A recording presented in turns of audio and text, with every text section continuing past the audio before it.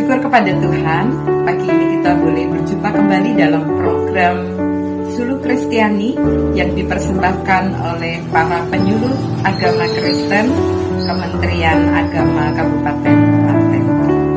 Dan tema hari ini saya pilih dengan judul Tuhan Yesus, Guruku dan Tuhanku adalah teladanku. Saya ambil bacaannya dari Yohanes 13 ayat yang keempat sampai 5 disambung dengan ayat ke-12 sampai 14. Lalu bangunlah Yesus dan menanggalkan jubahnya.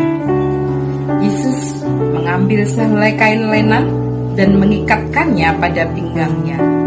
Kemudian ia menuangkan air ke dalam sebuah basi dan mulai membasuh kaki murid-muridnya, lalu menyekanya dengan kain yang terikat di pinggangnya itu.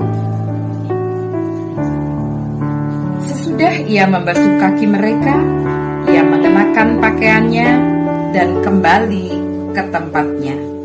Lalu Yesus berkata kepada mereka, "Mengertikah kamu apa yang telah kuperbuat kepadamu? Kamu menyebut aku Guru dan Tuhan, dan katamu itu tepat, sebab memang akulah Guru dan Tuhan.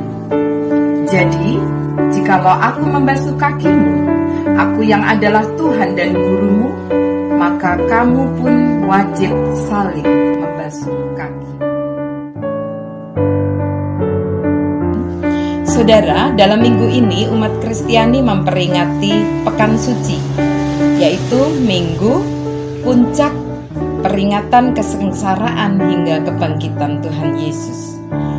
Dan hari ini pun banyak peristiwa yang bisa kita kenang yang menyegarkan ingatan kita akan pengorbanan dan penyelamatan Allah melalui Tuhan Yesus Kristus. Peristiwa diantaranya adalah perjamuan terakhir Tuhan Yesus bersama murid-muridnya, juga peristiwa di Taman Getsemani hingga Yesus ditangkap untuk diadili dan disalibkan. Maka kita mengenangnya dengan hari Kamis Putih. Kali ini saya memilih satu bagian di antara berbagai peristiwa itu, Kamis Putih itu, yakni tentang Tuhan Yesus yang membasuh kaki para murid-muridnya. Apa yang dilakukan Tuhan Yesus saat itu adalah hal yang seharusnya dilakukan oleh seorang hamba, seorang pelayan dalam sebuah acara penerimaan tamu atau perhelatan. Seorang hamba akan ditugaskan oleh Tuan yang menerima tamu untuk membasuh kaki setiap orang yang datang sebelum masuk ke pintu rumah. Hal ini dilakukan Tuhan Yesus dengan inisiatifnya untuk memberi teladan kepada para murid. Sebab malam itu tidak seorang pun yang melayangkan pembasuhan kaki kepada para tamu. Sebaliknya, justru para murid itu sedang berdebat tentang siapakah yang terbesar di antara mereka. Ironis sekali, bukan? Tuhan Yesus tanpa banyak bicara bertindak melakukan sesuatu untuk mengajar kepada mereka siapa sesungguhnya yang terbesar di antara mereka. Tuhan Yesus juga sudah mengajarkan kepada mereka seperti yang tertulis dalam Matius 20 ayat 26. Barang siapa ingin menjadi besar di antara kamu, hendaklah ia menjadi pelayanmu. Tindakan Tuhan Yesus nyata sekali kali ini meneladankan kepada mereka tentang siapa yang terbesar di antara mereka dan bagaimana sikap menjadi yang terbesar itu. Keteladanan yang menyentuh hati mereka membungkam mulut mereka dari perdebatan, kesombongan, kecurigaan, dan persaingan. Dan inilah pesan penting yang mendalam yang ditegaskan Tuhan Yesus di kesempatan terakhir perjumpaan mereka dengan Tuhan Yesus sebelum diserahkan dan ditangkap. Nampaknya ini juga pesan penting dan mendalam bagi kita kini dan di sini. Tuhan Yesus, Guru dan Tuhan kita, adalah teladan terbaik kita, yang lebih dulu melayani kita, agar kita pun saling melayani. Semua itu didasarkan pada nilai kasih dan kerendahan hati. Kasih.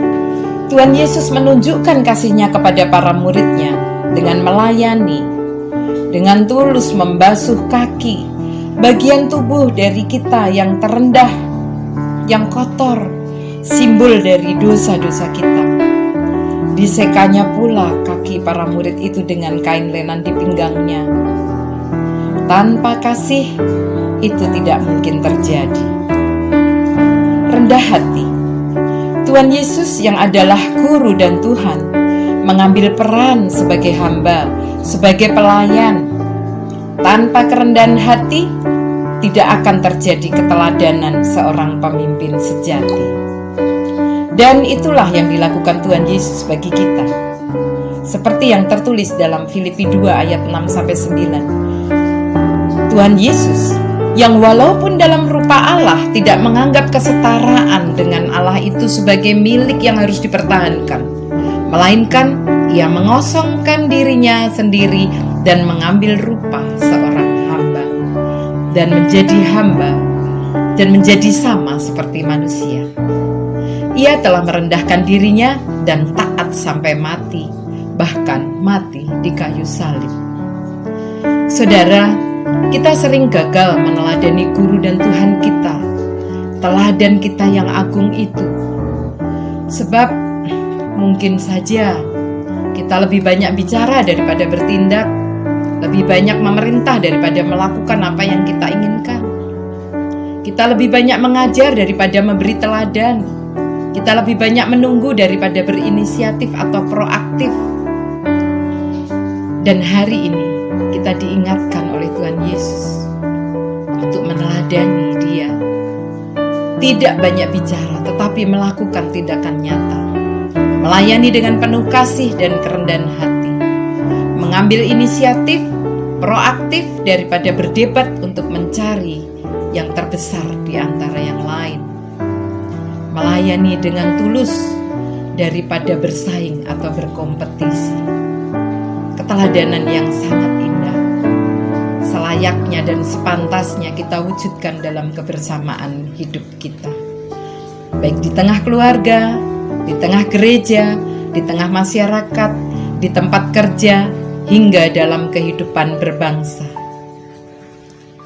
Selamat menghayati Pekan Suci Paskah. Selamat mewujudkan diri menjadi manusia Paskah yang telah menerima keselamatan dalam iman kepada Tuhan Yesus Kristus. Selamat melayani, Tuhan memberkati. Mari kita berdoa. Tuhan yang baik, Sang sumber berkat dan pertolongan, Sang penyelamat, Sang sumber cinta kasih dan penghiburan, kuatkanlah kami dengan hikmat-Mu, supaya kami dimampukan untuk meneladani Kristus, untuk hidup saling mengasihi, saling melayani, dan saling merendahkan hati. Tidak mencari keagungan diri dan berkompetisi demi kepentingan pribadi, tetapi memuliakan Tuhan dalam segenap kehidupan kami. Di dalam Kristus kami hendak ditinggikan dan dimuliakan, bersama Kristus yang telah menanggung sengsara dan kematian kami diselamatkan. Amin. Demikian Suluh Kristiani pagi ini. Sampai jumpa pada edisi selanjutnya. Tuhan Yesus memberkati. Salam sehat untuk kita semua. Shalom.